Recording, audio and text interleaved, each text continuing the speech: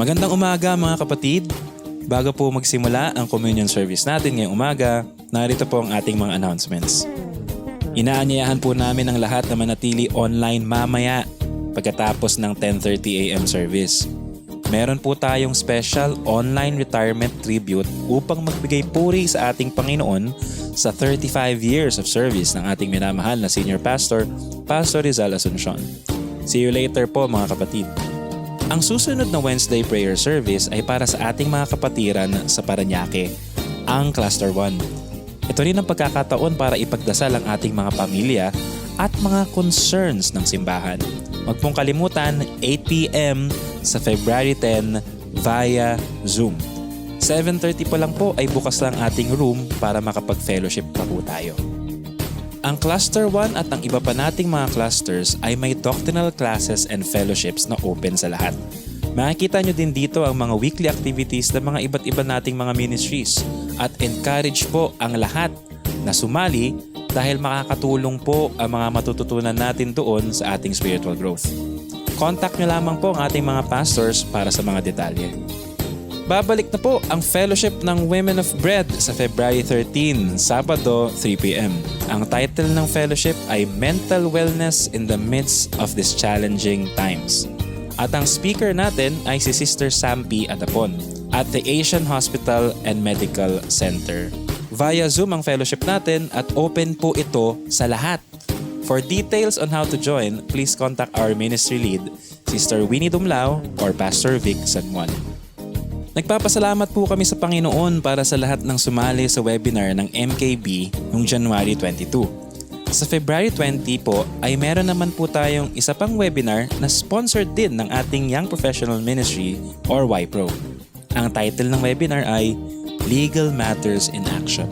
At ang speakers po natin ay sila Attorney Paul at Attorney Neslie Castillo.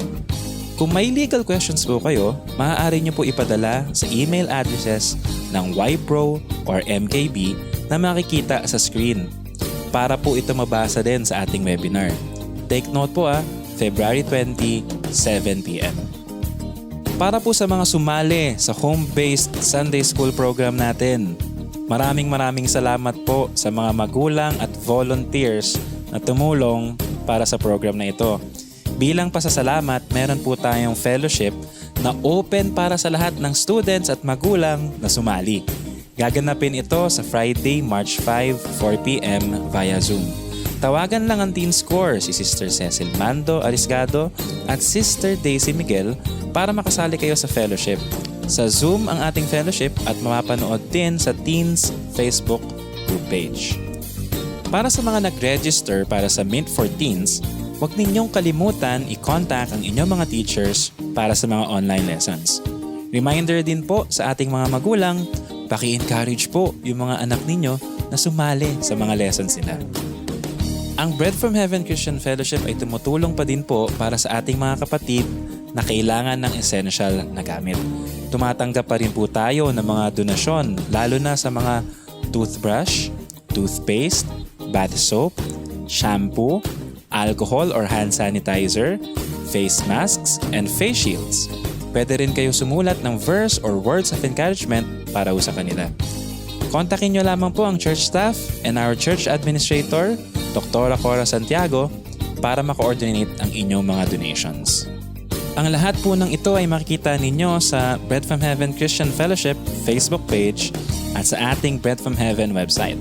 Puntahan lamang po ang www.breadfromheaven.org para sa mga kaalaman tungkol sa ating simbahan. Makikita at mapapanood ninyo ang ibang mga nakaraan na sermons, basahin ang articles of faith, magbigay ng inyong mga tithes online at marami pang iba. So once again, visit www.breadfromheaven.org. Pagpalain kayo ng Panginoon netong araw na ito at naway ligtas kayo at ang inyong buong pamilya. Ihanda po natin ang ating mga puso sa pagsamba at pagpuri sa ating Panginoon. Purihin natin siya sa kanyang mga ginawa sa taong nakaraan at para sa taong parating.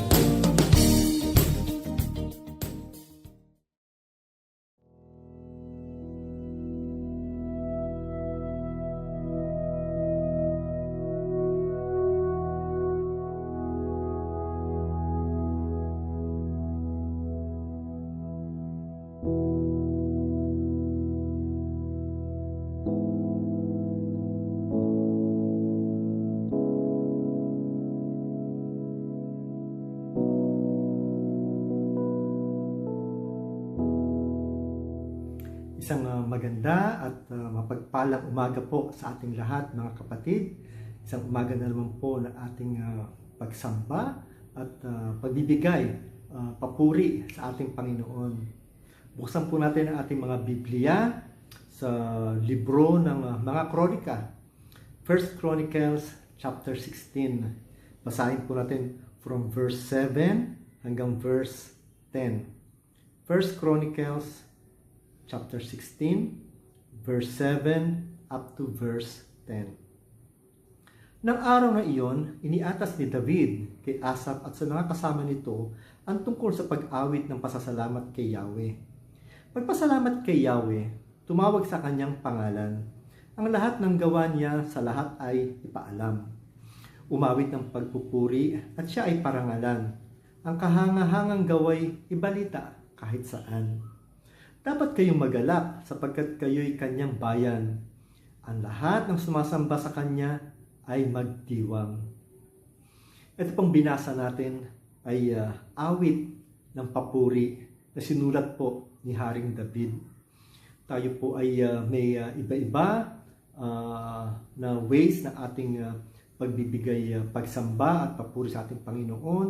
May mga kanya-kanyang dahilan po tayo ng ating pagsamba sa ating Panginoon. Pero dito po sa ating nabasa dito sa awit ng papuri, ang gusto po ng Panginoon para sa atin ay pabigyan natin po ng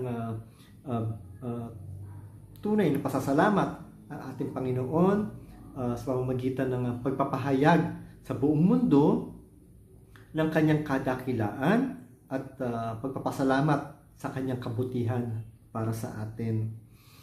Itong mga panahon pong ito ay tayo po ay hindi nagkakasama-sama sa simbahan natin.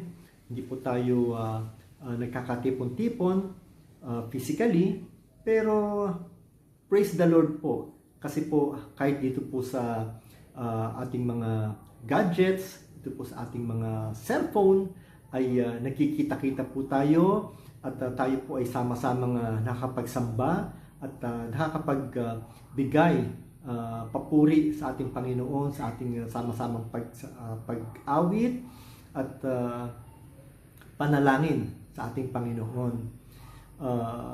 Dito po sa ating nabasa din, pinapaalala po sa atin ng Panginoon na sa ating pagsamba sa Kanya ay ipakita natin sa buong mundo na tayo ay kasama sa Kanyang pamilya at tayo ay Kanyang mga anak. At tayo po ay maging tagapagsalita ng ating Panginoon, i-proclaim ang mabuting salita sa bawat kilala natin at nakakaibigan natin. Ngayong umaga po, bago po tayo magsamba sa ating Panginoon, hayaan niyo pong pangunahan ko kayo sa isang maiksing panalangin. Tayo po ay manalangin. Panginoon Diyos, maraming salamat po sa iyong pagmamahal sa amin. Maraming salamat po, Panginoon, dahil binigay niyo sa amin ang inyong nag-iisang anak na si Jesucristo na nagpakasakit para sa amin upang kami po ay maging inyong mga anak, O Lord. Panginoon, papasalamat po kami dahil ang banal na Espiritu ay kasama namin ngayon na sa aming pagsamba at pag-awit ng pasasalamat at papuri sa iyo ay kami ay gagabayan ninyo at kami ay bibigyan ng kalakasan, Panginoon.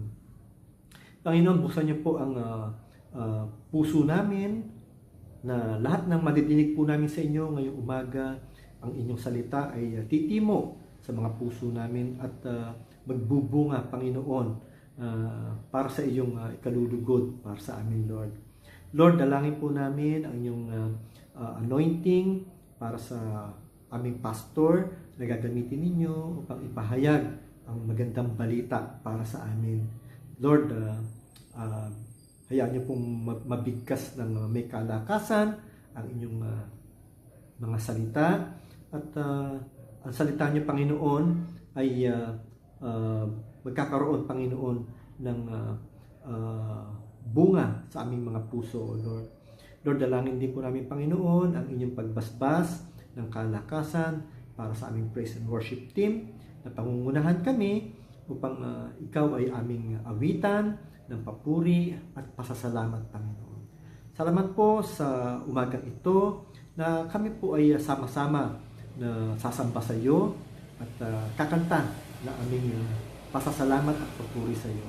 Salamat po muli, Panginoon. Ito po ang samot dalangin sa ngalan po ni Jesus. Amen. Isang mapagpalang umaga po sa ating lahat. Tunay nga po na ang ating Diyos ay tapat at mabuti. At sa umaga pong ito, sama-sama po tayo magbigay puri sa Kanya. Sambahin po natin ang ating Diyos. Atin po siyang awitan. Awitin po natin, si Kristo'y papurihan.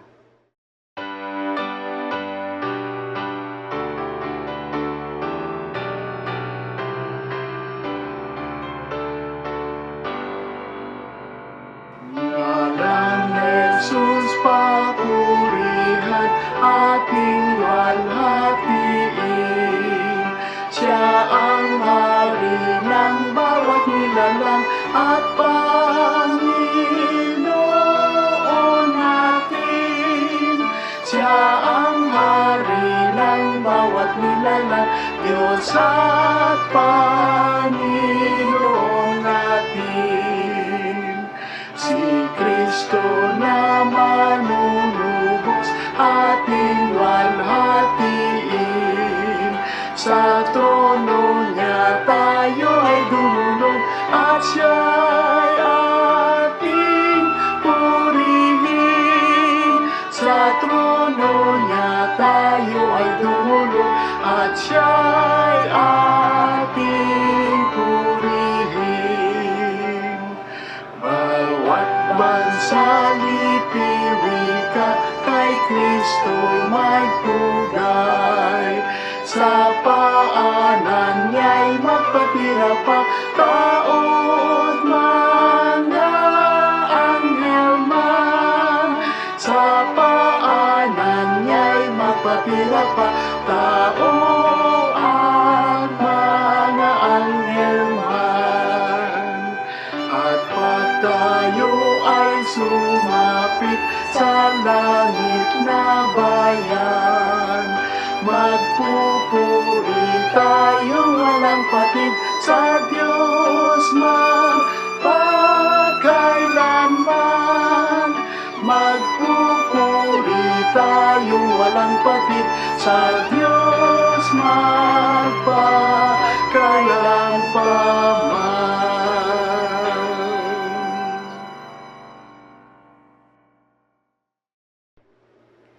Sa mga nangyayari po ngayon, anuman po ang ating kalagayan, ang Diyos ay ating maaasahan. Atin pong awitin, si Kristo ang sandigan ko.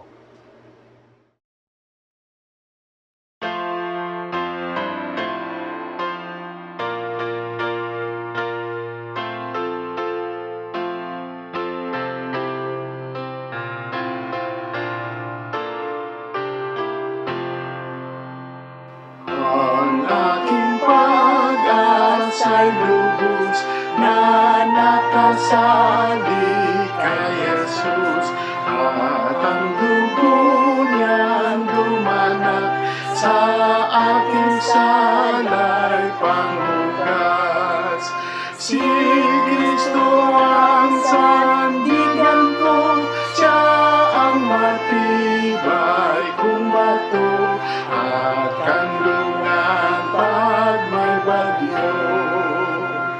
Kahit danasin ko'y hirap, biyaya niya'y laging sapat.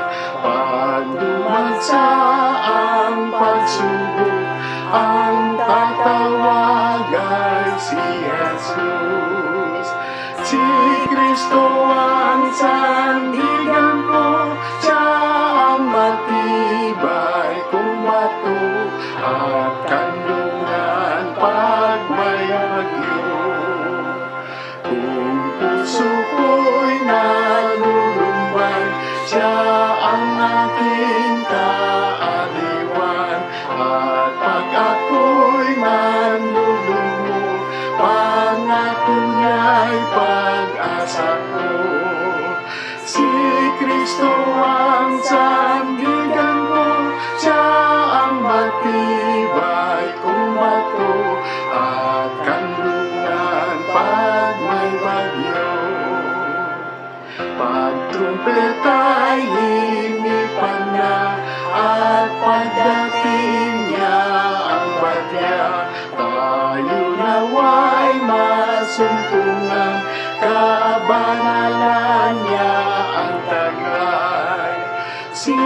Kristo ang sandigan ko, siya ang matibay kong bato at kanlungan pag may bagyo.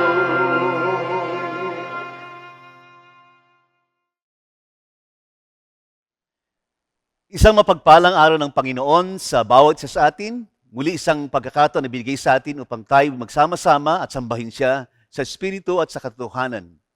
Para sa ating pagbubulay ngayong umaga, babasahin po natin sa aklat ni Pablo mula sa aklat ng taga-Kolosas, Kabanatang 1, talatang 3 hanggang 14. Sa sulat ni Apostol Pablo sa Kolosas, Kabanatang 1, talatang 3 hanggang 14. Babasahin ko po mula sa isang salin sa Tagalog, Kolosas, Kabanatang 1, talatang 3 hanggang 14. Ganito pong sinasabi, lagi kaming nagpapasalamat sa Diyos na Ama ng ating Panginoong Hesukristo sa aming pananalangin para sa inyo, sapagkat nabalitaan namin ang inyong pananampalataya kay Kristo Jesus at ang pag-ibig nyo sa lahat ng mga banal, dahil sa pag-asa na nakalaan para sa inyo sa langit na inyong narinig noong una sa salita ng katotohanan ang Ebanghelyo na dumating sa inyo. Gayun din naman kung paano ito ay namumunga at lumalago sa buong sanglibutan. Ay gayon din naman sa inyo mula ng araw na inyong marinig at maunawaan ang biyaya ng Diyos sa katotohanan. Ito inyong natutunan kay Epapras na aming minamahal na kapwa alipin. Siya isang tapat na lingkod ni Kristo alang-alang sa inyo. At siya rin naman sa amin ay nagpapahayag ng inyong pag-ibig sa Espiritu. Kaya't mula ng araw na aming narinig ito, hindi kami tumitigil ng pananalangin para sa inyo at sa pagiling na kayo'y punuin ng kaalaman ng kanyang kalooban sa buong karunungan at pagkaunawang espiritual upang kayo'y lumakad ng nararapat sa Panginoon, na lubos na nakalulugod sa Kanya, namumunga sa bawat gawang mabuti at lumalago sa pagkakilala sa Diyos. Naway palakasin kayo sa buong kapangyarihan ayon sa kalakasan ng kanyang kalwalhatian para sa lahat ng katatagan at pagtsatsaga na may galak, na nagpapasalamat sa Ama na ginagawa niyang tayong karapat-dapat na makibahagi sa mana ng mga banal sa kaliwanagan.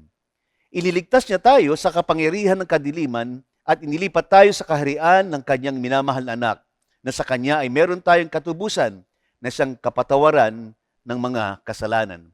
Pagpalain tayo ng Diyos sa pagkabasa ng kanyang salita. Magpatuloy po tayo sa pagsamba sa pagitan ng panalangin.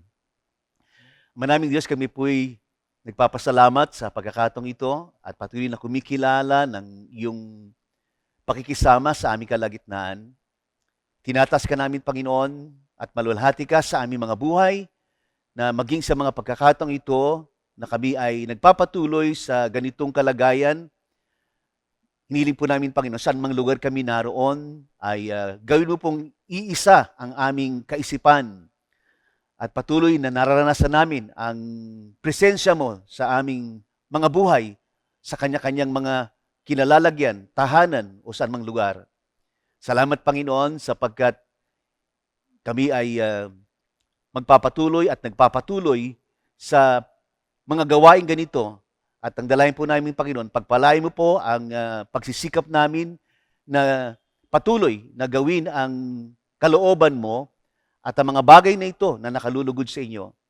Kaya nga, Panginoon, sa umagang ito, patuloy kang magsalita sa amin at sa aming pagsamba, muli ay may bigay ang parangal na nararapat para sa inyo. Salamat, Panginoon. Ito pong aming dalangin sa pangalan ni Jesus. Amen. Magpapatuloy po tayo sa unang linggo ng bagong buwang ito sa pagtatalakay pa rin po patungkol sa paghahari ng Diyos o sa kaharian ng Diyos. Ang pinakatema po natin ay Kingdom Citizenship in the Already and Not Yet. At katulad po ng ating naipaliwanag ng mga nakaraang pag-aaral, ito po ay tumutukoy o may kinalaman sa darating na kaganapan ng paghahari ng Panginoong Hesus na mangyayari sa kanyang muling pagbabalik. Ngunit sa pangkasalukuyan, ang Panginoong Hesus ay hari at siya ang naghahari ng ating mga buhay. Kaya nga, kingdom citizenship in the already and not yet. Naghahari, ngunit parang hindi pa. Sapagkat magaganap ang kanyang buong paghahari sa kanyang muling pagbabalik. Sa linggong ito ay tatalakay natin ang paksa patungkol sa contrasting two kingdom, ang pagkakaiba ng dalawang kaharian. Kaya nga sa ating pagbubulay ngayong umaga, ang ating mensahe pinamagatan kong nasa kaharian na ng Diyos, wala na sa kapangyarihan ng kadiliman. Nasa kaharian na ng Diyos, wala na sa kapangyarihan ng kadiliman. At ayon sa mababasa natin, meron talagang dalawang uri ng kaharian. Ang isa ay tinatawag na kapangyarihan ng kadiliman at ang isa ay ang kaharian ng minamahal na anak o ang mismong kaharian ng Diyos. At ang pagkasabi sa talatang 13 hanggang 14 ay ganito, iniligtas niya tayo sa kapangyarihan ng kadiliman at inilipat tayo sa kaharian ng kanyang minamahal na anak na sa kanya'y meron tayong katubusan na isang kapatawaran ng mga kasalanan. At sa baging ito, gusto kong sabihin na ang mga mananampalataya ng Panginoong Hesus ay nasa kaharian na ng Diyos at wala na sa kapangyarihan ng kadiliman. Kung paano natin malalaman ang pagkakaiba ng dalawang kaharian, ay yun po ang ating tatalakayin sa umagang ito. At bibigyan natin ng pansin sa ating pagtatalakay ang pagkakilanlan sa buhay ng mga nasa kaharian ng Diyos. And obviously, yung kabaliktaran ng pagkakilanlan ay yun yung mga nasa kabilang kapangyarihan pa. Ang ating magiging katanungan sa umagang ito ay, ano ang pagkakilanlan sa buhay ng mga nasa kaharian ng Diyos? Ano ang mga pagkakilanlan sa buhay ng mga nasa kaharian ng Diyos? Tatlong mga katotohanan po ang ating makikita ayon sa mga talata na ating binasa. Ano po yun? Ang una, nasa kaharian na ng Diyos at binago ng pananampalataya kay Kristo. Nasa kaharian na ng Diyos at binago ng pananampalataya kay Kristo. Ito po'y mababasa po natin mula sa talatang 3 hanggang talatang 6. Well, sa kabuuan po ng banal na kasulatan, consistent po na makikita natin ang katotohanan na ang pananampalataya kay Kristo ang siyang natatanging paraan ng Diyos para tayo ay mapabilang sa kanyang kaharian. At kapag pinag-usapan po natin ang pananampalataya kay Kristo, ang ating kalagayan sa kaharian ng Diyos at ang ating kaligtasan ay hindi galing sa atin o dahil sa ating mabubuting gawa, kung hindi ito'y kaloob ng Diyos.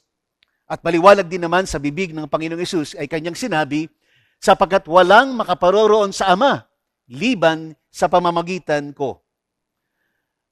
Ito ay totoo sa buhay ng mga mananampalataya sa Kolosas at ito rin ang dapat totoo sa buhay natin. At kung totoo at iisa ang ating karanasan sa pananampalataya sa Panginoong Hesus, ang kapahayagan nito sa buhay natin ay pagbabagong buhay.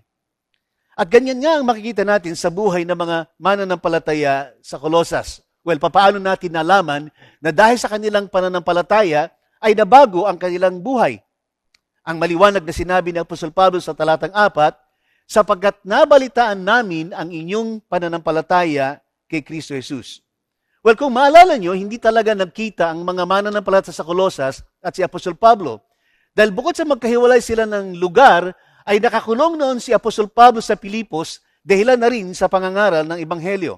Ang magandang makita natin dito, nanggaling sa iba at nakarating kay Apostol Pablo na dahil sa pananampalataya sa Panginoong Hesus, nagbago ang buhay ng mga mananampalataya ng mga taga-Kolosas. Sa katotohanan, ibang-iba ang talagang naging pagbabagong buhay ng mga mananampalataya sa Kolosas, sapagkat ang patotoo ng kanilang pagbabagong buhay ay kumalat sa maraming lugar. Ano pat ang sabi ni Apostol Pablo sa talatang 6, namumunga at lumalago sa buong sanlibutan. Well, hindi man pareho ang coverage na matatawag nating sanlibutan o buong sanlibutan noong kapanahon ng iyon, ngunit sapat na malaman natin na inabot ng malayong lugar ang balita tungkol sa kanilang pagbabagong buhay. At tandaan natin, mga kapatid, na kung merong isang maliwanag na kapahayagan ng ating pananampalataya sa Panginoong Hesus, ang isang indikasyon na tayo ay nasa kaharian na ng Diyos at wala na sa kapangyarihan ng kadiliman ay walang iba kundi ang ating pagbabagong buhay. Ang tanong, ang ating bang pananampalataya ay nasa Panginoong Hesus nga ba? Ang susunod na katanungan, Anong pagbabago ang naganap sa buhay? Anong pagbabago na ang naganap o nagaganap sa ating mga buhay? At ano ang narinig na balita ng mga tao sa paligid natin tungkol sa ating pagbabagong buhay? Well, sa pandemyang tumama sa atin at sa halos buong mundo, hindi may kakaila ang epekto nito sa marami sa atin. Lalo pat hanggang ngayon ay nananalasa pa rin ang infection ng COVID-19. At alam natin na meron nang naging mga bagong strain ang COVID-19. Para sa ating kaalaman, 3 bagong strains ng COVID-19 ang binabantayan ngayon sa ating bansa at sa buong bansa. Yun po ay yung galing sa UK, South Africa at sa Brazil. Well, totoo, pare-pareho tayong apektado ng pandemyang ito. Subalit, magiging malaking patuto ang buhay natin kung paano tayo ay dumadaan at kung paano natin pinagtatagumpayan ang araw-araw na buhay natin sa kabila ng ating mga pinagdadaanan. Sa panahon ngayon, may mga taong pinili na lang yung iwasan ang makinig at manood ng mga balita. Siguro, kahit kayo paminsan-minsan ay ginagawa nyo yun, dahil kung hindi halos pare-pareho lang yung narinig natin at napapanood natin, nadadagdagan pa ng masasamang balita at buti sana kung yun ay narinig o napapanood lang natin. Sapagkat may mga personal tayong karanasan na lalong nagpapabigat sa ating pangkasalukuyang pinagdadaanan. Dahil dito, naalala ko yung naikwento sa akin noong isang araw at isang kapatid natin sa Panginoon na noong nagsisimula ang pandemya ay natigil yung maliit na negosyo na pinagkakakitaan niya. At maalala ko lang din, actually noong nagsimula ang pandemya, ang isang magandang patutuo ng ating church, yung mga talagang nawalan at yung wala talagang pagkakakitaan, ay tinulungan ng ating church at tayo ay yung isa sa mga naunang nagbigay ng ayuda para alalayan yung mga nangangailangan.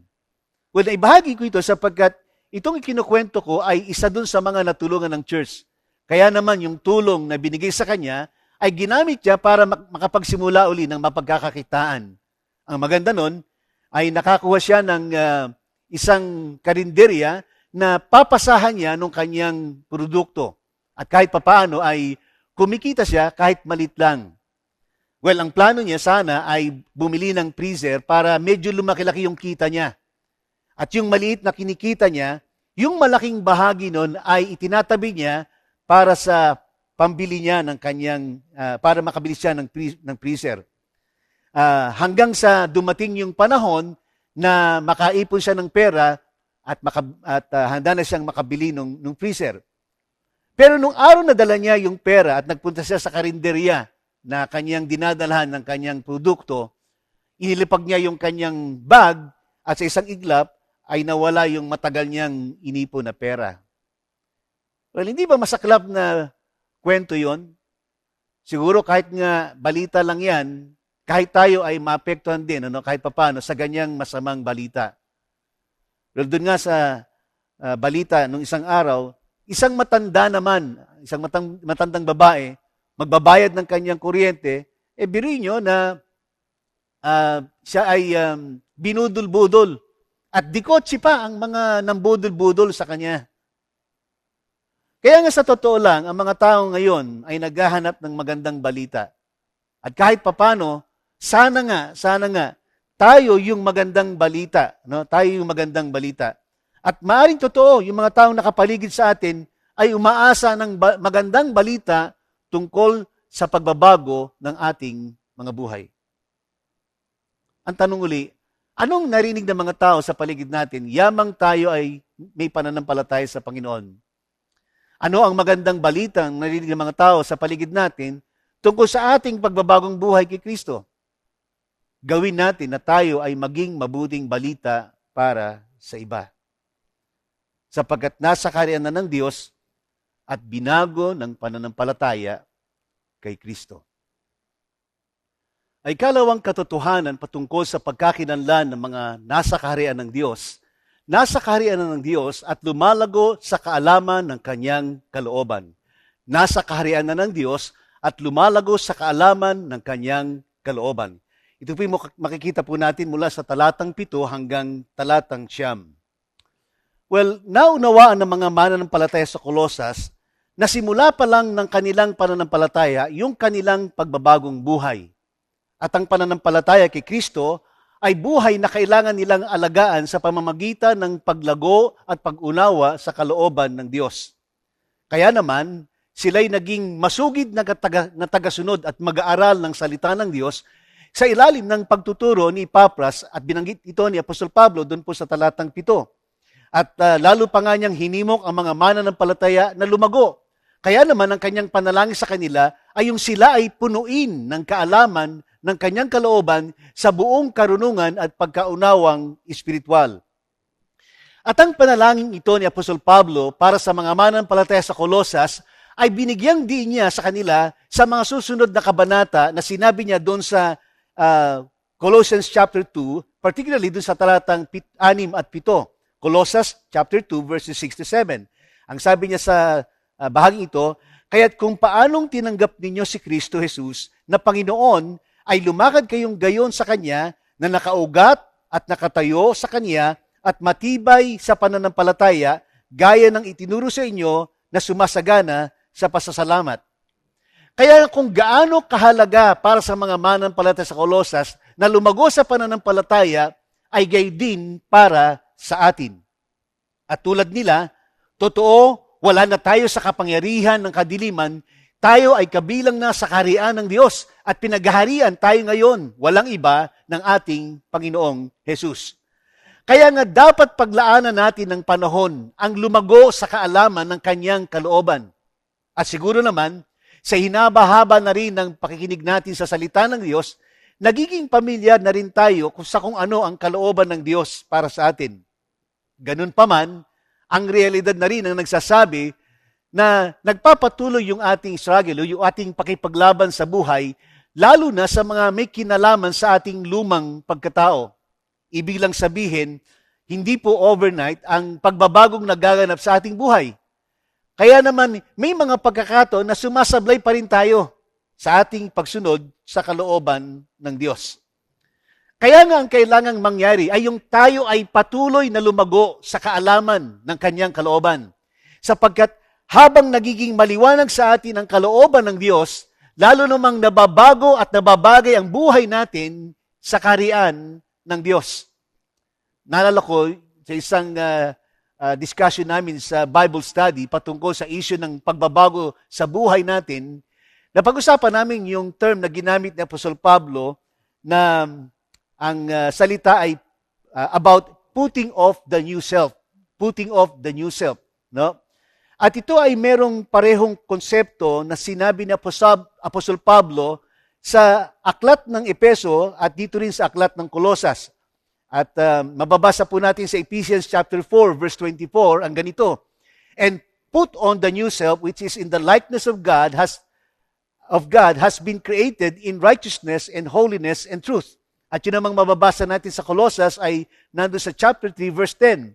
And have put on the new self who is being renewed to a true knowledge according to the image of the one who created him. Ibig lang nitong sabihin mga kapatid, merong inaayos at binabago ang Panginoon sa buhay natin para tayo maging ayon sa larawan at wangis ng Diyos. Sa isang banda, hanggang sa huli, patungo tayo sa pagiging kalarawan at kawangis ng Diyos habang patuloy din na ginagawa natin yung tinatawag na putting on the new self. Well, parang ganito lang yan mga kapatid. Lahat naman tayo ay maaring kuhang-kuha o parte lang yung larawan at wangis natin na nababanaag natin sa ating mga anak, lalo nung sila'y bata pa. No? Tuwang-tuwa tayo kapag nasasabihan sila ng cute, gwapo o kaya ay maganda. Ano? Lalo pat karga-karga natin yung ating mga anak. No? Para bang tayo na rin yung sinasabihan. Pero ito pong isipin natin mga kapatid. Kung yung pong ginagawa ng Panginoon sa atin ay yung tayo ay maitulad ayon sa kanyang larawan at wangis. Actually, ngayon pa lang, kung tayo titignan ng Panginoon at kung tayo titignan ng Diyos, dahil ang Panginoong Hesus ay nasa atin, hindi man siya makatingin ng diretso sa atin. Ngunit sa tuwing tayo titignan ng Panginoon, titingin siya sa atin at alam niyo kung anong sasabihin niya? Perfect. Birin niyo, sa kabila ng patuloy na pagsablay at mga kapalpakan natin, tinitignan tayo ng Diyos dahil sa ang Panginoong Hesus ay nasa atin, at ang tingin ng Diyos sa atin, perfect pa rin. Sa isang banda, dahilan nga sa realidad ng kasalanan at kahinaan na patuloy nating pinaglalabanan, kung paanong pinoproseso yung larawan at wangis ng Diyos sa buhay natin, ay nangangailangan na yung ating bagong pagkatao ay to put on. Parang damit, di ba? Parang damit. Kailangan nating laging isuot, or to put on. At ang talagang dahilan yan, habang tayo ay nakikipag-struggle pa sa realidad ng kasalanan at kahinaan, kailangan talaga that we need to put on God's image and likeness sa buhay po natin. At ang tawag dyan, yung mga pinapaliwanag ni Apostol Pablo ay walking in the Spirit. O kaya ay, in simple terms, dependence on God. Tanda natin na ang buhay sa kaharian ng Diyos ay hindi lang patungkol sa pananampalataya kay Kristo. Isipin nyo rin, kung ang buhay kay Kristo ay tungkol lamang sa pananampalataya sa Kanya, matapos na maranasan natin yung pananampalataya sa Panginoon, di sana tayo umakyat na sa langit o kinunan ng Diyos. Subalit na nito pa rin tayo. Ibig sabihin lang, yung may ginagawang pagbabago ang Panginoon sa ating mga buhay.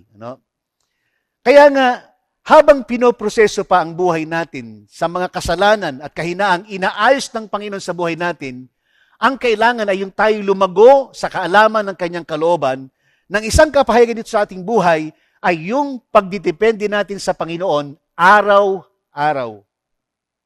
At sa bahaging ito, muli nating bibigyang diin yung pagkakaroon natin ng personal na pananalangin at pagbabasa ng Biblia araw-araw.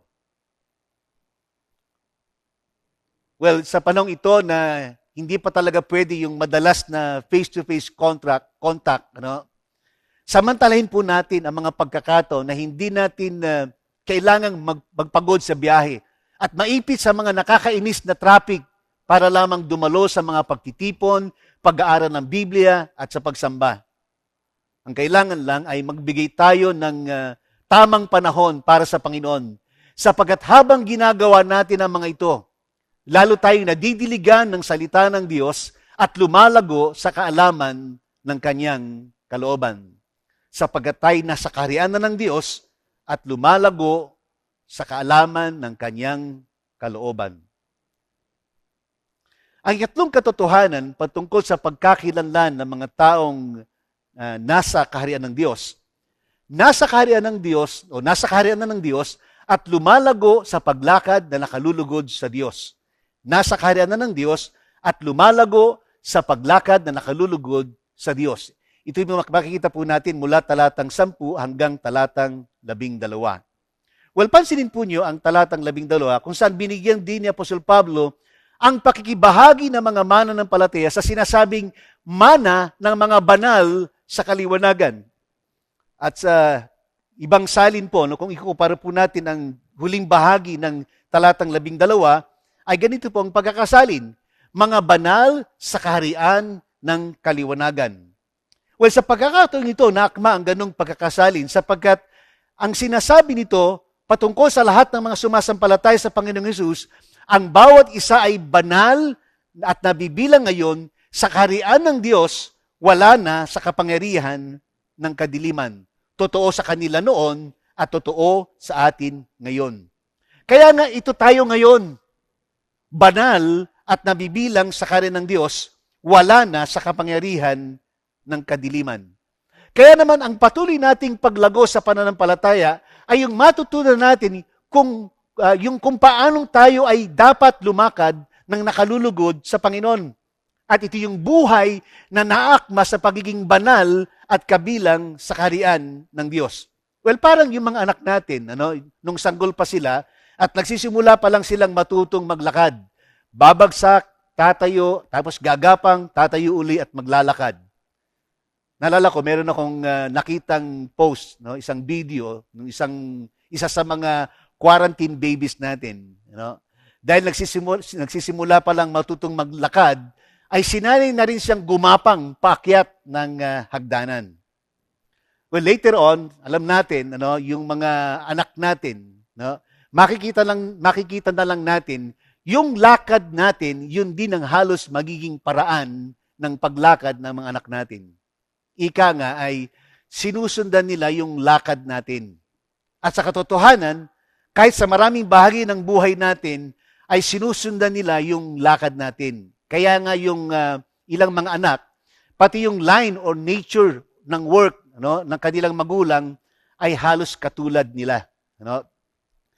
Ang problema, kung yung lakad natin, kung yung pinapakita nating buhay ay hindi tama, yun din ang susundan nila. Well, sa amin, actually, ang aking father ay isang sundalo.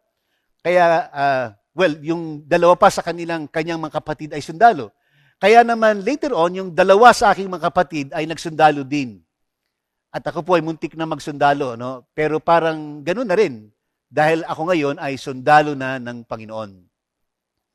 Kaya nga patungkol sa lahat ng mga sumasampalataya sa Panginoong Hesus, ang patuloy nating paglago sa pananampalataya ay yung matutunan natin yung kung paanong tayo ay dapat lumalakad na nakalulugod sa Panginoon. At ito yung buhay na naaakma sa pagiging banal at kabilang sa kaharian ng Diyos. At kung babasahin po natin yung mga talatang 10 hanggang 12, merong sinabi si Apostol Pablo dito tungkol sa buhay na naakma sa pagiging banal at kabilang sa kaharian ng Diyos. At sinasabi niya, yung buhay na lumalago sa paglakad na nakalulugod sa Diyos, ang bawat sumasampalataya ay namumunga sa bawat gawaing mabuti, nagpapatuloy sa paglago sa pagkakilala sa Diyos, namumuhay na may kalakasan, katatagan, pagtsatsaga at kagalakan, at napupuno ng pagpapasalamat sa Diyos. Well, isipin nyo kung papaano tayo ay nalalagay at nabibilang sa ganitong uri ng pamumuhay. Again, ito na tayo ngayon. Ibig sabihin, ang primary mark or indicator ng ating pagkakilanlan ay banal at nabibilang sa kaharian ng Diyos, wala na sa kapangyarihan ng kadiliman. Well, maaring marami sa atin ay aware sa nangyayaring globalization. Ugnay-ugnay ang mga bansa at nagkakapalitan ng mga iba't ibang bagay na meron ang bawat bansa. Subalit ibang-iba ngayon ng globalization natin ngayon. Dahilan po sa tinatawag nating technology or advanced technology at dahil rin po sa advanced application ng tinatawag nating information through internet and other media network. At sabi pa ng isang sociologist, dahil sa bahagi na tayo ngayon ng larger socio-historical development, kaya nga yung social interdependence natin ay hindi na lang sa trade, but into many other aspects of life. Kaya nga, makakita kayo ng isang bata, kahit hindi pa nag-aaral, pero kung lagi nanonood sa isang channel, like Mickey's Channel, kung magsalita ng English ay slang na slang at hindi na halos makapagtagalog. Dati, yung identity ng bawat isa, kumpara sa ibang bansa, bukod sa pagkakaiba ng ating physical features, yung ating pagkakaiba, differences, ay nakikita sa klase ng culture meron tayo. Kaya lang, kahit yung mga cultures natin at maging yung cultures ng ibang mga bansa, ay unti-unti nang nabubura. Dahil doon sa tinatag na deconstruction or ang description iba ay disintegration of culture. And postmodern culture is taking place. Dahilan para ang bawat isa ay maging malaya to create their own standard, even create their own culture or practices.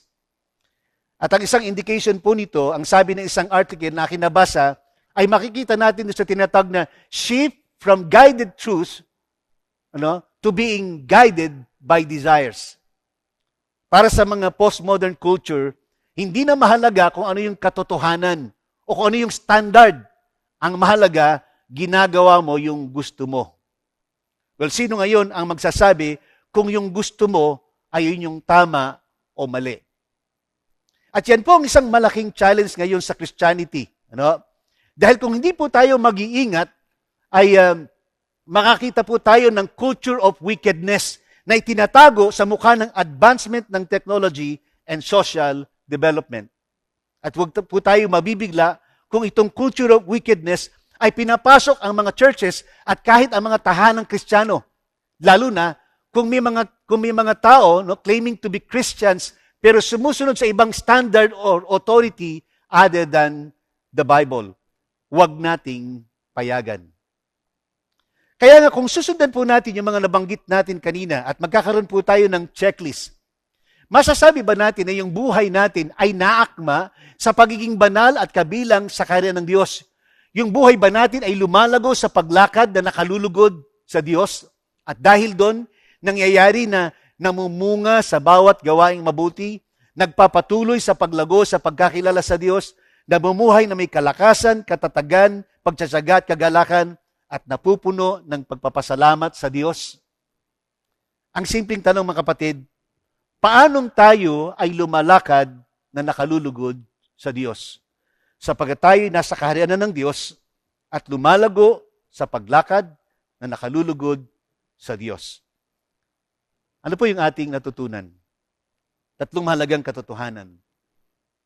Well, patungkol sa dalawang magkaibang kaharian, binigyan natin ng pansin ang pagkakilanlan sa buhay ng mga nasa kaharian ng Diyos. At ang hindi namumuhay dito ay yung nabibilang sa ibang kapangyarihan. Kaya nga tanong natin, ano ang pagkakilanlan sa buhay ng mga nasa kaharian ng Diyos? Tatlong mga katotohanan po ang ating nakita. Ano po yun? Una, nasa kaharian ng Diyos, binago ng pananampalataya kay Kristo. Again, ano po yung narinig ng mga tao sa paligid natin? Yamang tayo ay may pananampalataya sa Panginoong Hesus. At ano ang magandang balita na narinig ng mga tao o narinig ng mga tao sa paligid natin tungkol sa ating pagbabagong buhay? Gawin natin na tayo ang maging mabuting balita para sa iba. Ikalawa, nasa kaharian ng Diyos at lumalago sa kalaman ng kanyang kalooban. Well, habang pinoproseso pa ang buhay natin sa mga kasalanan at kahinaang inaayos ng Panginoon sa buhay natin, ang kailangan ay yung tayo ay lumago sa kaalaman sa kanyang kalooban ng isang kapahayagan sa ating buhay ay yung pagdidepende natin sa Panginoon araw-araw. Kaya nga mahalaga para sa ating yung pananalangin at pagbabasa ng Biblia araw-araw. Ikatlo, nasa kaharian ng Diyos at lumalago sa paglakad na nakalulugod sa Diyos. Well, ito tayo ngayon. No? Ito tayo ngayon. Banal at nabibilang sa kaharian ng Diyos. Wala na sa kapangyarihan ng kadiliman. Kaya naman, ang patuloy nating paglago sa pananampalataya ay yung matutunan natin yung kung paanong tayo dapat lumakad na nakalulugod sa Panginoon. At ito yung buhay na naakma sa pagiging banal at kabilang sa kaharian ng Diyos. Ang simpleng tanong, paano po tayo lumalakad na nakalulugod sa Panginoon? Manalangin po tayo. Aming dakilang Diyos na makapangyarihan sa lahat, nagpapatuloy kami na kumikilala ng iyong paghahari sa aming mga buhay. At dahil doon, nangangailangan ng buhay namin ay kakakitaan ng naakmang buhay bilang kabahagi ng iyong kaharian. Nabago sa pananampalataya, lumalago sa kaalaman sa iyong kalooban, at lumalakad na nagbibigay lugod sa iyo. Salamat, Panginoon, at ito pong aming dalangin sa pangalan ni Jesus. Amen.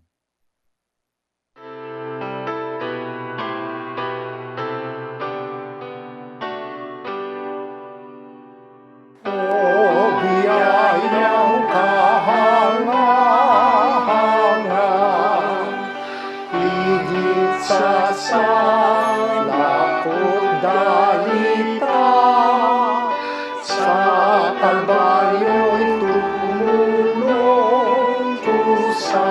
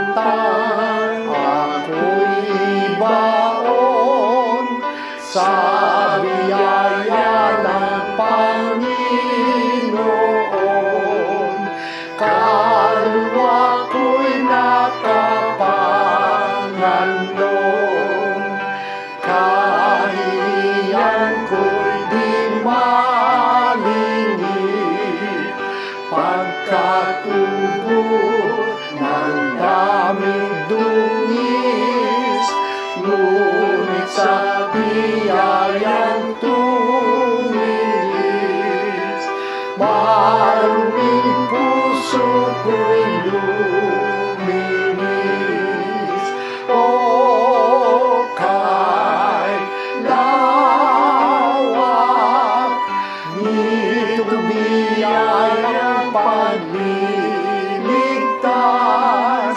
o lawak ng kay Kristong pagpapatawad.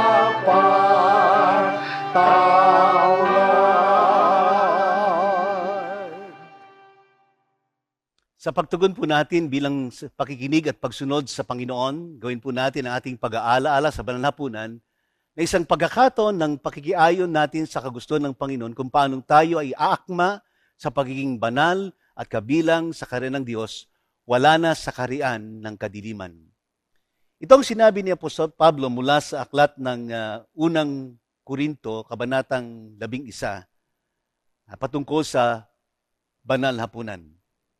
Sapagkat tinanggap ko sa Panginoon na binibigay ko naman sa inyo, na ang Panginoong Hesus ng gabing siya'y pagkanulo ay dumampot ng tinapay, at nang siya'y magpasalamat, ito'y kanyang pinagputol-putol at sinabi, ito ang aking katawan na pinagputol-putol para sa inyo, gawin niyo ito sa pag-aalaala sa akin. Sa gayon din paraan ay kinuha niya ang saro, pagkatapos maghapunan ay sinabi, ang sarong ito ang siyang bagong tipan ng aking dugo. Gawin niyo ito tuwing kayo iinom nito sa pag-aalaala sa akin. Sapagkat sa tuwing kakanin ninyo ang tinapay na ito at iinumin ang sarong ito, ay pinapahayag niyo ang kamatayan ng Panginoon hanggang sa dumating siya. Kaya't ang sino mang kumakain ng tinapay o uminom sa sarong ito ng Panginoon sa parang hindi nararapat ay magkakasala sa katawan at sa dugo ng Panginoon. Siyasatin ninyo ang inyong sarili, saka kumain ng tinapay at uminom sa sarong ito. Sapagkat ang sino mang kumakain at uminom ng hindi kinikilala ang katawan ay kumakain at uminom ng hatol sa kanyang sarili. Manalangin po tayo. Ama naming Diyos na makapangyarihan sa lahat, muli isang pagkakataon na kami makikibahagi sa banal na hapunan. At tulad ng iyong panawagan sa bawat sa amin, Panginoon, yung ang aming pagkakilanlan ay mahayag, makita, at siyang maging buhay ng aming paglakad araw-araw. Kaya nga sa pakibahagi namin, sa pag-aalaala namin ng banal na hapunan, hayaan mo ang pagtanggap namin ay muling pagsasagawa ng aming mga buhay na tunay na naakma bilang banal at kabilang sa mga pinaghaharian mo. Pagpalay mo kami, Panginoon, at ito pong aming dalangin sa pangalan ni Jesus. Amen.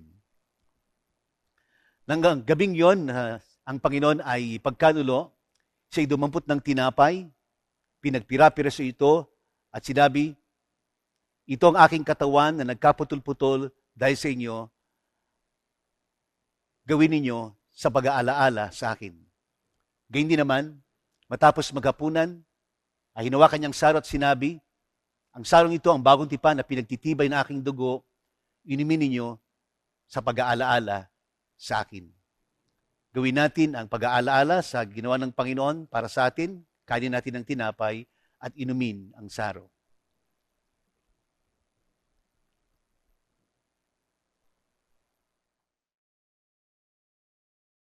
Tayo po'y manalangin. Ama naming Diyos na makapangyarihan sa lahat,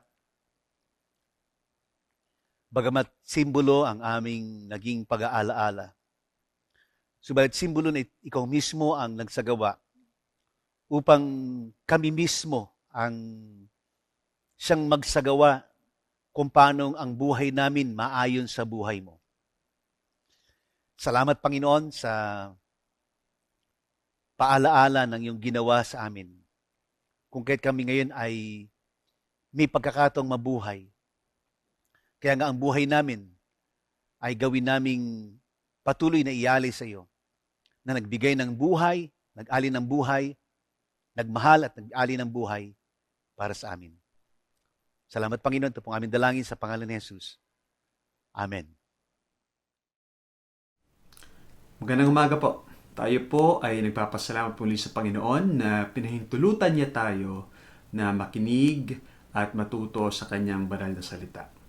Tunay nga po na tayo ay lubos na nagpapasalamat na as kingdom citizens, tayo ay nailigtas na sa kaharian ng kadiliman at sa pamamagitan ni Jesus, tayo ay takapagtanggap ng kanyang pagtubos at ng kanyang awa, biyaya at kapatawaran.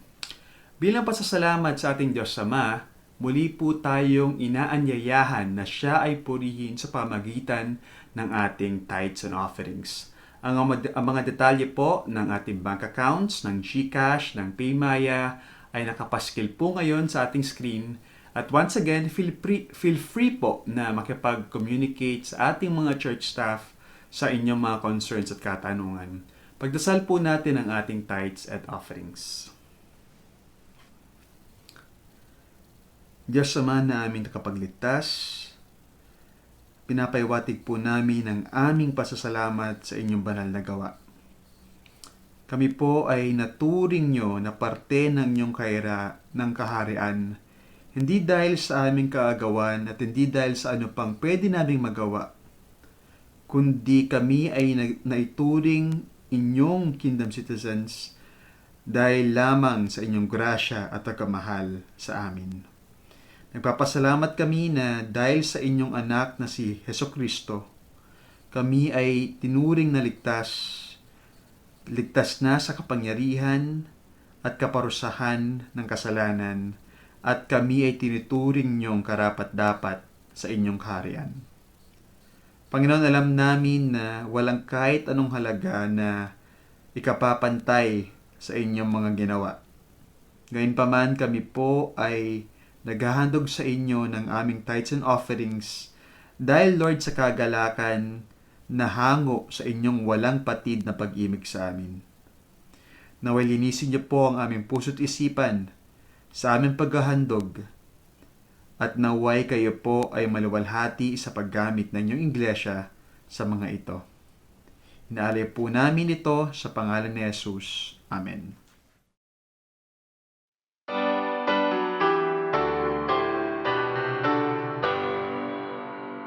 Praise God from whom all blessings flow.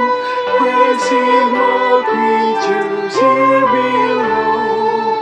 Praise Him above the heavenly host. Praise Father, Son, and Holy Ghost. Amen.